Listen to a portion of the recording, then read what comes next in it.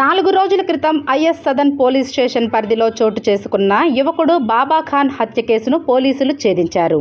Is Sadan police స్టేషన్లో south east zone DCP media సమావేశంలో murder వివరాలను వెల్లడించారు. పీడీఎస్ రైస్ అమ్ముకునే చిరు వ్యాపారులను డబ్బులు డిమాండ్ చేస్తూ బ్లాక్మెయిల్ చేస్తున్న కారణంగానే 6 కలిసి అతన్ని దారుణంగా హత్య చేసినట్లు పోలీసుల విచారణలో తేలింది. నిందితులు చోటు, ముబీన్, కలీం, ఫర్హాజ్, అమీర్, ఖలీద్లను పోలీసులు అరెస్ట్ చేసి రిమాండ్కు తరలించారు. ఐఎస్ సదన్ పిఎస్ లిమిట్స్లో ఒక మర్డర్ కేసు రిపోర్ట్ అయింది. క్రైమ్ నెంబర్ 281/23 అండర్ సెక్షన్స్ 3 చేయడం జరిగింది. దీంట్లో డిసీజ్డ్ డీటెయిల్స్ వచ్చేసి మొహమ్మద్ తారిక్. అందరికీ నమస్కారం. 19th రోజు ఎర్లీ మార్నింగ్ 3 o'clockకి ఐఎస్ సదన్ పిఎస్ లిమిట్స్లో ఒక మర్డర్ కేసు రిపోర్ట్ అయింది. Crime number 281/23 under sections 302, 148, 201, read with 149. At the same time arms section 25 class 1, class B కూడా ఇంక్లూడ్ చేయడం జరిగింది. దీంట్లో డిసీజ్డ్ డీటెయిల్స్ వచ్చేసి మొహమ్మద్ తారిక్ అలీ, 39 years, ఆక్యుపేషన్ వచ్చేసి రియల్ ఎస్టేట్. మనము కేసు రిజిస్టర్ చేసినాక ఇన్వెస్టిగేషన్లో భాగంగా సీసీటీవీ ఫుటేజ్ అనాలిసిస్, అదేవిధంగా టెక్నికల్ డేటా తోటి కూడా మనం అక్యూజ్డ్ వీళ్ళందరినీ కూడా అప్రైండ్ చేయడం జరిగింది నిన్న.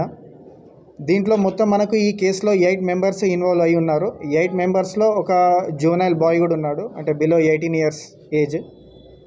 సో మొత్తం కూడా దీంట్లో 7 members ఎవరైతే డిసీజ్ను కత్తితోటి చంపారో దీంట్లో మనం సీజ్ చేసింది 4 knives సీజ్ చేసాము. అదేవిధంగా 5 mobile phones అండ్ 3 vehicles కూడా సీజ్ చేయడం జరిగింది.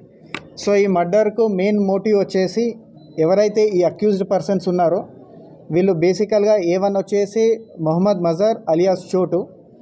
ఇతను మన ఐఎస్ సదన్ పిఎస్ లిమిట్స్లో ఉంటాడు. ఇతను పీడిఎస్ రైస్ బిజినెస్ చేస్తాడు. మిగతా అక్యూజ్లు ఎవరైతే ఉన్నారో A1, A2, A3, A6 వరకు కూడా వీళ్ళందరూ కూడా ఏంటంటే స్మాల్ క్వాంటిటీస్లో పీడిఎస్ రైస్ కలెక్ట్ చేసి ఇతనికి ఇస్తే ఇతను ఇంకో వ్యక్తి ద్వారా బీదర్లో బిజినెస్ చేస్తున్నాడు. సో ఈ క్రమంలో ఏంటంటే డిసీజ్డ్ తారిక్ అలీ వీళ్ళ దగ్గర నుంచి మంత్లీ 1 lakh డిమాండ్ చేస్తున్నారు. మీరు ఇల్లీగల్గా అంటే పీడిఎస్ రైస్ బిజినెస్ చేస్తున్నారు, నేను కన్సర్న్డ్ అఫీషియల్స్కి చెప్తాను అది దాన్ని బెదిరించి ఒక 1 lakh డిమాండ్ చేస్తున్నారు కొన్ని రోజుల నుంచి. ఇదొక ఇష్యూ అయితే మిగతా ఒక ఇష్యూ ఏంటంటే అక్టోబర్ మంత్లో మన కర్మాన్ ఘాట్లోని సామా బార్ అండ్ రెస్టారెంట్లో ఎవరైతే ఈ అక్యూజ్డ్ ఉన్నారో వీళ్ళు ఒక 4 members డ్రింక్ చేస్తూ ఉంటే పక్కకే టేబుల్ పైన ఉన్న ఆరిఫ్ అండ్ గ్యాంగ్ వాళ్ళతోటి వీళ్ళకు ఒక చిన్న ఘర్షణ జరిగింది. ఘర్షణలో భాగంగా ఈ చోటు అండ్ గ్యాంగ్ ఆరిఫ్ వాళ్ళను కొట్టడం జరిగింది.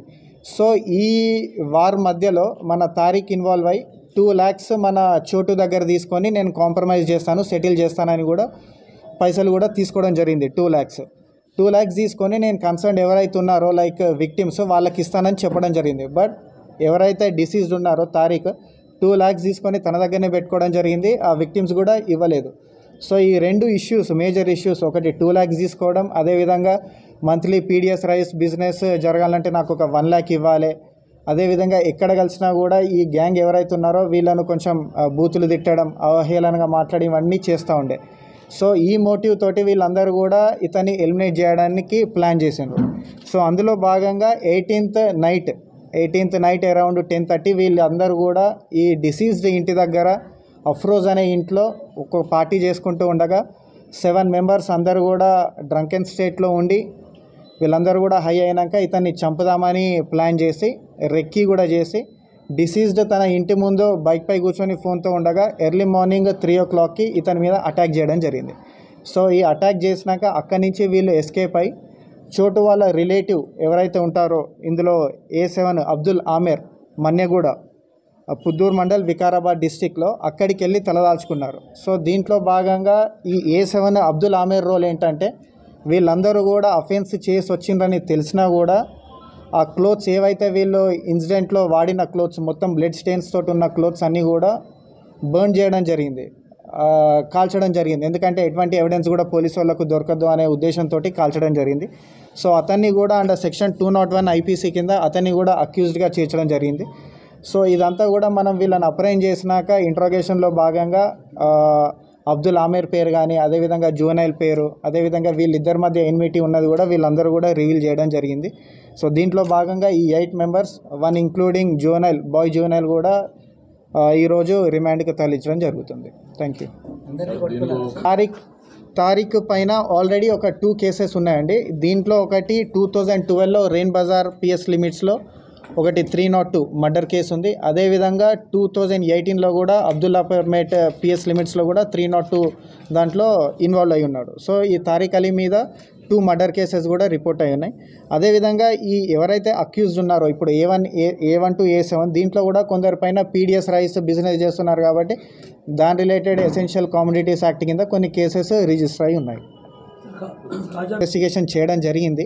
మాకు అటువంటి ఎవిడెన్స్ ఇప్పటివరకు అయితే ఏం రాలేదు. బట్ వన్ థింగ్ నేను క్లియర్గా చెప్తున్నాను, ఎవరికి కానీ మేము క్లీన్ చిట్ ఇవ్వలేదు. అట్ ద సేమ్ టైం వాళ్ళు తప్పు చేయలేదని కూడా నేను మీడియా సమావేశంలో నేనేం చెప్పట్లేదు. మాకు ఇంకా ఫర్దర్ ఇన్వెస్టిగేషన్లో ఎటువంటి ఎవిడెన్స్ దొరికినా కూడా వాళ్ళు ఎవరైనా కూడా మేము డెఫినెట్లీ వాళ్ళని రిమైండ్ చేస్తాం.